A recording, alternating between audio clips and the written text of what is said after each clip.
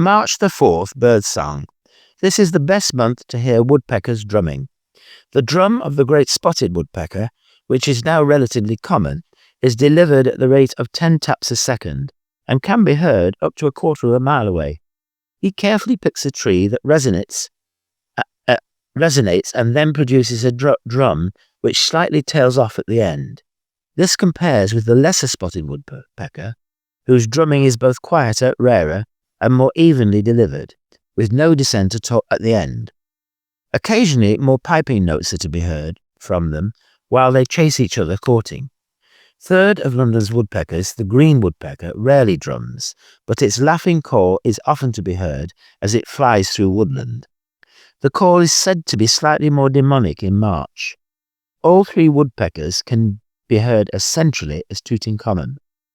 Among groups of birch and alder trees, redpolls and siskins may still be seen. The siskin has a merry ripple of notes with a drawn-out to whereas the redpoll produces high-pitched metallic trills. Both are so secretive, they are usually heard before they are seen. The harsh calls of magpies and jays can also be heard in woodland, but this is less so than in other months. More rarely, woodcocks may be heard at the edges of woodland, in places such as Ongar Park Wood and Limpsfield Chart.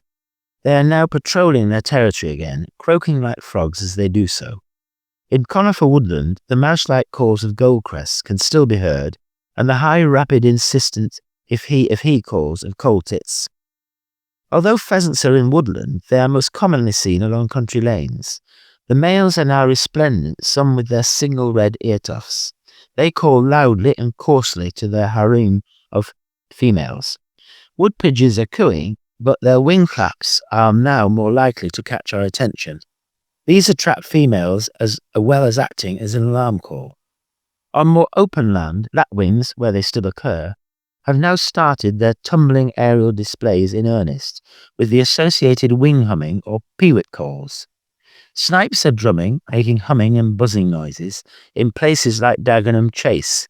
Linnets may still be in flocks, chattering to each other on Rainham marshes. Redwings are doing the same, monotonously piping before they leave to fly north. Black-headed gulls have mainly fallen silent as they prepare to leave London for their nesting sites on moorland. At this moment, they are congregating on open fields and football pitches, spacing themselves evenly and just looking at each other. There are other rarer birds worth listening out for if you're in the right habitat. Corn bunting, meadow pipit, wheatear, reed bunting, and the giggling of dabchicks can all be heard this month. Herons are also having some strong conversations with each other whilst they are nesting. In St. James's Park, pinioned male eider ducks make the most solicitous of all courting calls. It is a slightly surprised "ooh," reminiscent of a pantomime dame. By the end of the month, most bird watchers and most Londoners should be listening out for one bird. This is the chiffchaff, the first of our summer visitors arriving back from the Mediterranean or North Africa.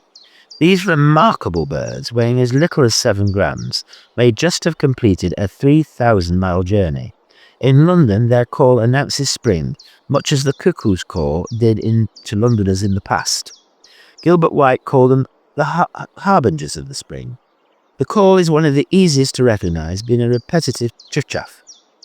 Occasionally, there is a little confusion with chiff-chaff or chiff-chaff.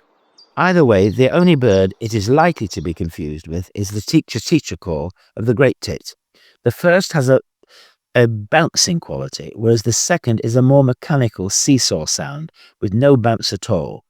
By the end of the month, a dawn chorus with a somewhat limited number of choristers has at last begun.